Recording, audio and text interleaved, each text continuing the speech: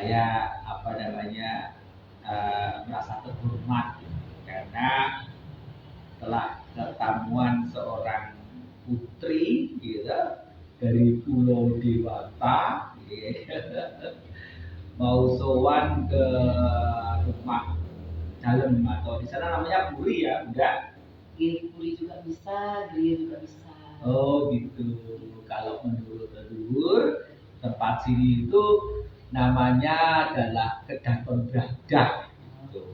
Ya, saya teringat kala itu di zaman sepuh.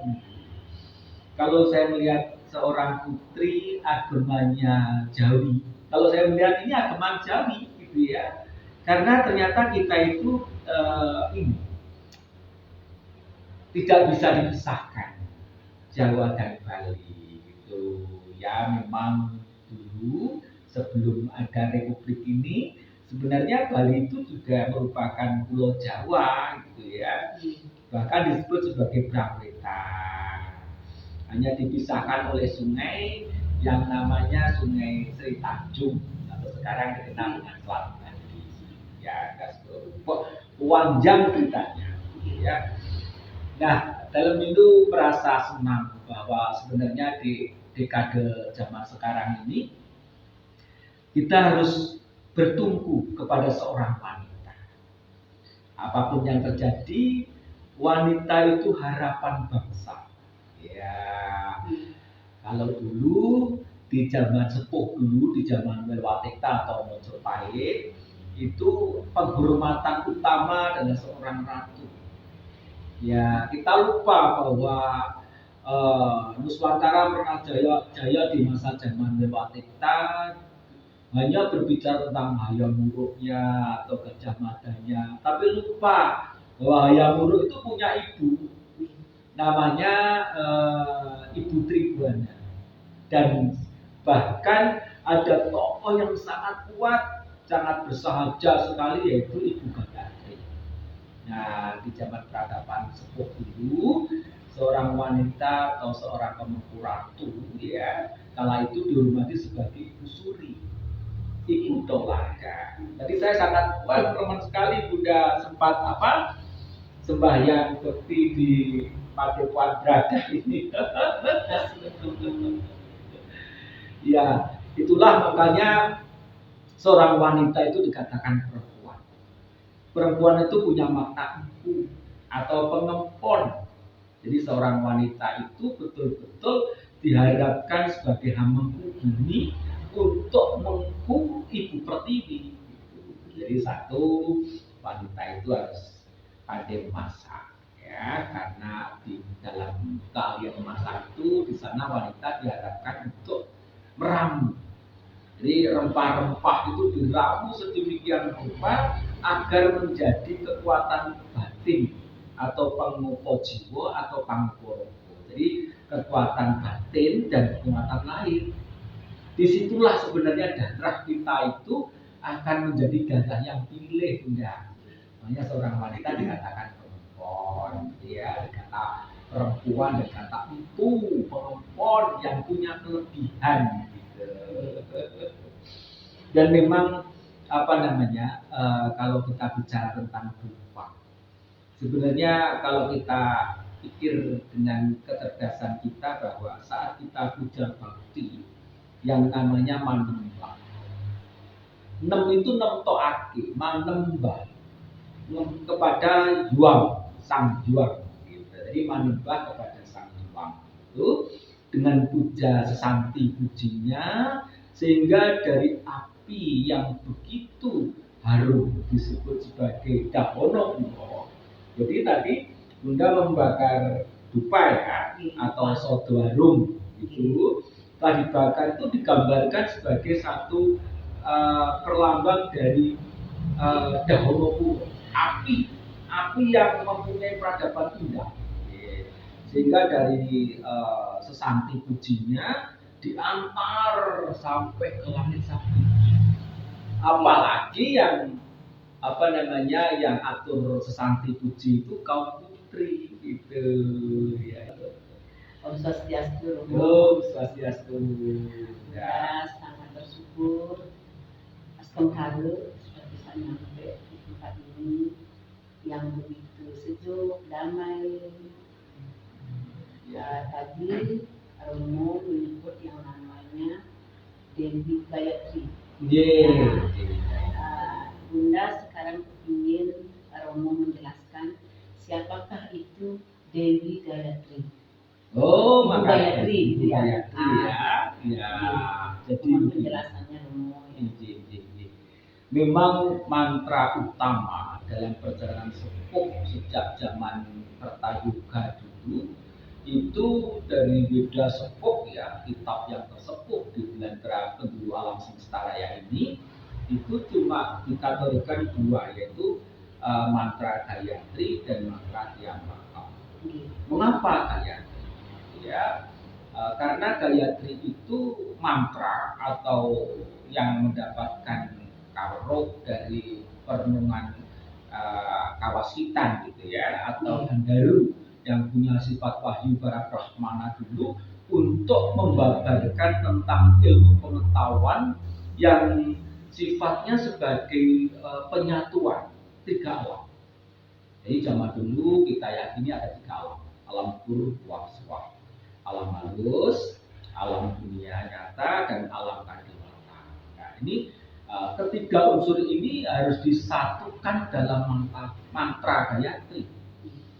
Dan disitulah sebenarnya kaum wanita itulah yang memang sebagai seorang pengempon kewanitaannya. Wanita itu punya makna wani menata, berani menata. Gitu.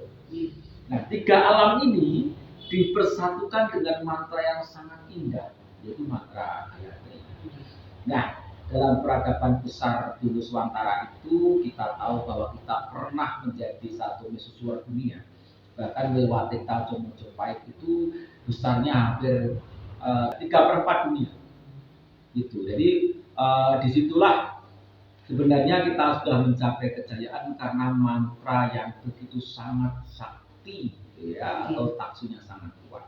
Sehingga di masa zaman itu orang dari para penunjul dulu, seorang Brahmana itu mengangkat seorang wanita yang betul-betul bisa mewujudkan kenyataannya nyata di dunia dengan mantra suci, mantra mulia ya, mantra mulia dari mantra Gayatri itu diwujudkan sebagai seorang sosok ratu yang kala itu betul-betul mendalami perjalanan, sehingga Ibu Gayatri itu sangat menentukan sekali perjalanan Nuswantara. Ada lagi yang Bunda mau tanyakan sama Romo. Seperti tadi Bunda kan Santi memakai dupa. Kalau itu sih Bunda mampu memakai dupa secara umum ya. Ya.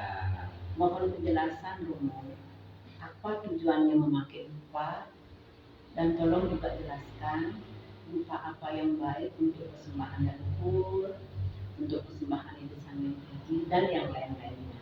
Mohon penjelasannya Romo. Jadi Bunda ya. Jadi leluhur kita di zaman Kawitan Sepuh dulu menggambarkan bahwa pengetahuan tertinggi dan kesadaran dari seorang manusia mengapa kok harus menggunakan bunga. Karena di zaman sepuh dulu ada namanya Taman Kusumo Wicitro, artinya 1000 bunga. Di Taman Sari yang indah yang selalu merawat seorang putri, yaitu putri-putri raja, para pengempon, para brahmana-brahmani, ya kan, yang menata keputren. Sehingga kala itu tidak boleh kaum laki-laki masuk ke sana, kecuali pandita-pandita yang betul-betul sudah dimuliakan dan para brahmani atau brahmana wanita, gitu ya, dan para pengempon putri. Dilengkapi dengan indahnya Taman Sari. Sehingga kita harus menggagas ke beberapa tempat suatu ketika kita akan mendapatkan kemudahan atas kehendak juang gitu ya, untuk membuat Taman Sari Nuswantara.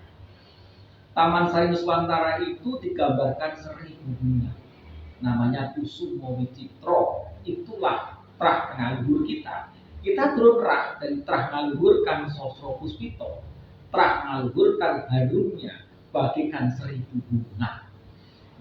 Dari bunga inilah mitologi bahwa di alam semesta raya kita akan mengaturkan gondoang, harum semerbak mewangi. Siapa saja manusia di permukaan bumi ini, saya yakin dan saya percaya kalau dengan bunga semuanya akan suka.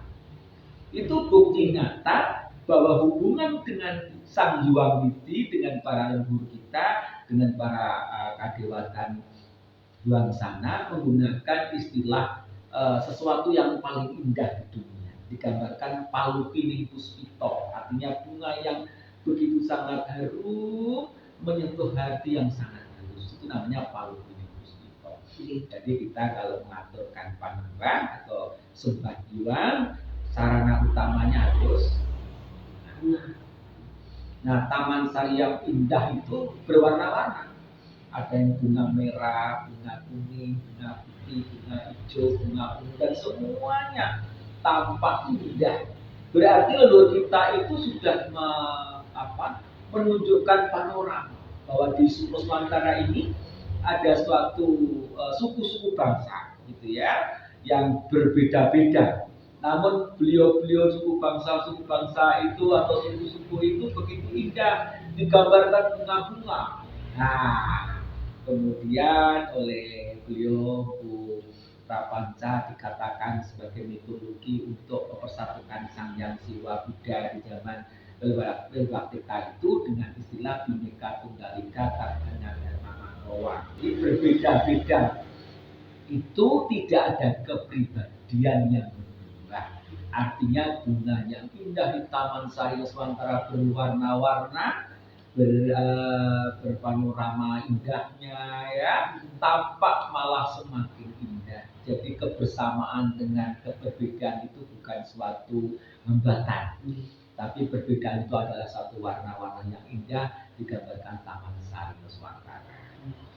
Nah, leluhur kita karena beliau sangat dekat dengan Sang Hyang, ya, beliau akhirnya menemukan mempunyai daya kanugrahan linueh, yaitu menciptakan yang namanya soto harum.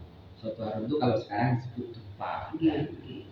Itu bahan-bahannya rempah-rempah, ya, dicampur dengan kemenyan, kapur baru sedikit, dan kemudian diparingi yang utama itu adalah dari kayu cendana, kayu gaharu, dan kemenyan. 3 unsur inilah sebenarnya yang sangat baik, karena dalam kitab Sundarigama pun dikatakan bahwa unsur 3 ini yang sangat utama.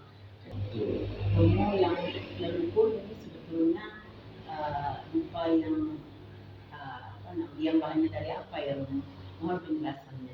Yang untuk leluhur. Ya, untuk leluhur ini kan karena beliau.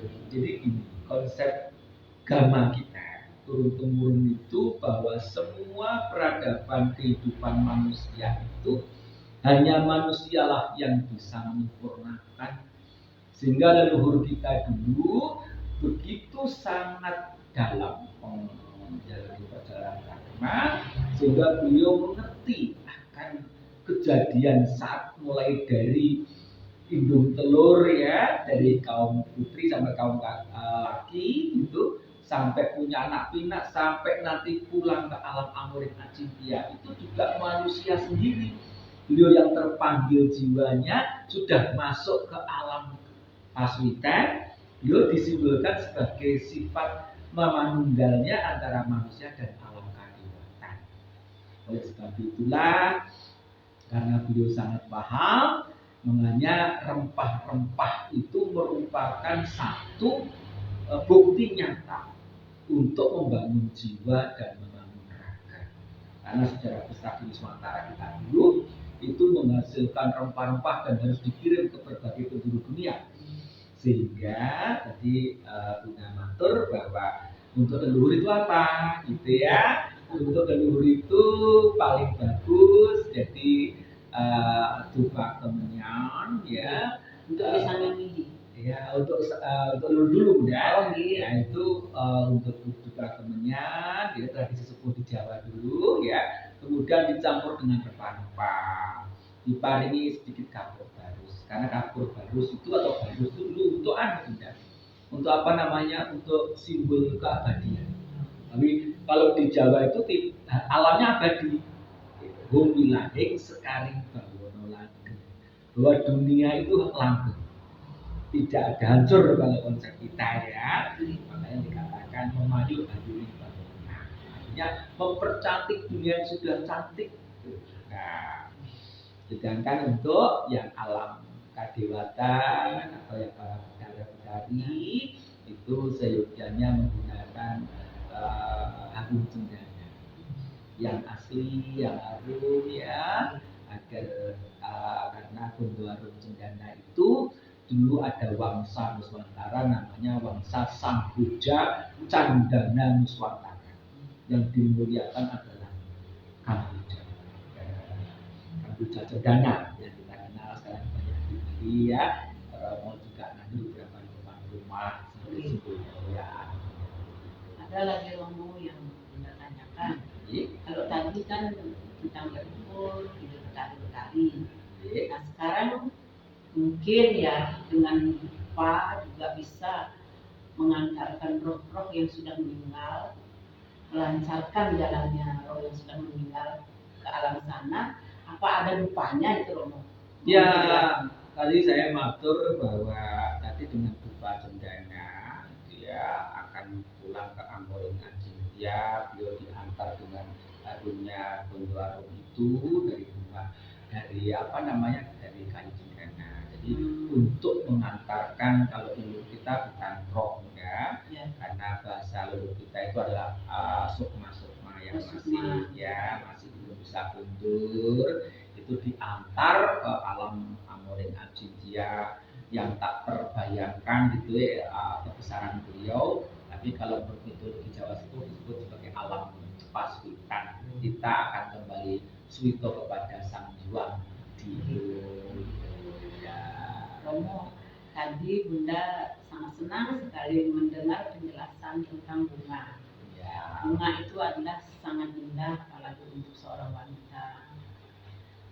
Juga bunga itu memperindah halaman dan untuk namanya untuk sesaji sangat bagus banget. Nah sekarang menurut ajaran agama ini bunga-bunga apa saja yang bagus ditanam untuk persembahan hidup dari Sang Hyang yang tepat? Mohon penjelasan. Memang ada beberapa perbedaan antara Jawa dan Bali sekarang. Namun itu tidak menjadi soal. Pada dasarnya baik gitu ya. Kalau di Jawa itu tidak boleh yang apa Bunda yang warnanya kuning itu? Bunitir. Kalau di sini namanya bunga telek-telekan. Makanya kalau dicium enggak begitu harum. Iya, tidak malah jelek baunya. Ya, oleh sebab itulah di Jawa tidak dipatutkan menggunakan itu. Itu biasanya hanya untuk melukat. Itu ya, semua bunga boleh asalkan kecuali bunga-bunga khusus ya. Artinya bunga-bunga yang kayak cempiring itu memang jarang digunakan. Kalau di Bali pun katanya juga begitu ya. Tapi di Jawa itu tidak, karena memang mitologi setiap kedewaan punya beberapa ilmu yang mendasari perbedaan, namun semua intinya satu. Kalau di Jawa kita ini yang sangat dekat dengan kita itu adalah Anjalapati atau Gunung Kamput. Kalau di Bali gunung utamanya adalah Tolangkir ya, jangan di di pulau di Pangranjung itu atau di sekitar danau Dendanu, ya tur itu memang patutnya setiap bunga ya, yang penting satu yang punya entah. Mengapa bunga ya kayak bunga andong, bunga melati, bunga soka, ada bunga cempiring ya, juga ada bunga pandan itu. Bunga pandan sangat langka tapi daunnya sangat berarti sekali bagi kita itu ya. Mengapa harus penuh dengan bunga-bunga? Di bayangkan, diibaratkan, dinyatakan bahwa rumah kita itu bagikan taman, bahwa siapa yang rumahnya indah, penuh dengan hijau, berbunga-bunga, tentu akan membawa keseimbangan turut seorang pemilik rumahnya itu akan merasa tentram, ya, indah, menjaga dan selalu bahagia, gitu ya. Ada lagi Romo yang sangat menarik banget ini. Seorang wanita, sebagai seorang wanita yang ada kaitannya dengan sang yang hidup pertiwi. Apa saja yang tidak boleh atau dilarang yang dilakukan oleh seorang wanita supaya menjadi seorang wanita yang lebih luhur. Oh gitu ya, bagus banget ya. Memang pada dasarnya wanita lah yang menjadi tanggung jawab utama dalam membabar atau mengejawantahkan atau meramu atau mendidik atau menciptakan alam semesta raya ini sebagai satu simbol keseimbangannya. Itu tugas utama wanita, sehingga wanita itu akan menjadi tumpuan harapan. Sehingga sekarang ada istilah ibu kota, ya, ada kata ibu pertiwi gitu ya. Dulunya digambarkan Mataram, ma itu dewi atau ibu, Taram itu dewi pertiwi atau ibu pertiwi. Bila seorang ibu pertiwi hendaknya ia berbudi pekerti luhur, senantiasa menggunakan ageman adat, karena ageman adat budaya itulah sebenarnya telah istilahnya membusanani atau membentuk rogonya. Sehingga kalau kita akan berulah tidak santun, biasanya kalau pakai pakaian adat itu kan segan ya, sudah terasa kita itu ke bawah dengan suasana atau rasa bahwa kita kalau pakaian adat itu sudah tertata. Nah itu satu. Yang kedua, tidak boleh ketawa cekakak. Jadi tidak boleh ketawa sampai mulutnya buka. Ini wajib sekali ya. Terus cara duduknya juga begitu. Kemudian senantiasa mendengarkan perkembangan yang halus, yang indah ya. Agar apa? Agar menyentuh hati, menyentuh rasa. Dari rasa dan menyentuh hati tadi akan digerakkan oleh daya luhur yang ada dalam kekuatan sukmanya yang digambarkan di Malib. Di situ seorang wanita akan nanti pandai berkarya. Makanya dalam mitologi agama Hindu sekalipun, kenapa setiap acara selalu diakhiri dengan tarian yang indah, yaitu tarian apa? Hidup karya ya. Kalau tarian yang sakral itu adalah tarian Jambewe. Wah, Jam lenteng juga. Memang mitologinya, ideologinya itu harus mempunyai makna kasunyatan. Leluhur itu nyata, jadi mempergambarkan simbol-simbol, memperfigurkan bahwa sebuah tarian pun dinamakan Rejang Dewa. Artinya bahwa beliau dewa sendiri turun. Ya, sebelum acara itu dimulai, biasanya dibuka dulu dengan Rejang Dewa itu bahwa beliau akan turun. Gitu. Mengejawantah, menyatu dengan Tribawana Loka. Manusia inilah yang punya kesadaran dan punya kewajiban untuk bisa mempersatukan tiga alam Tribawana Loka. Yang kemudian harus menggunakan mantra yang ya enggak, mungkin cukup itu karena waktunya terbatas. Suatu ketika enggak, kita kita saling sambung rasa kembali.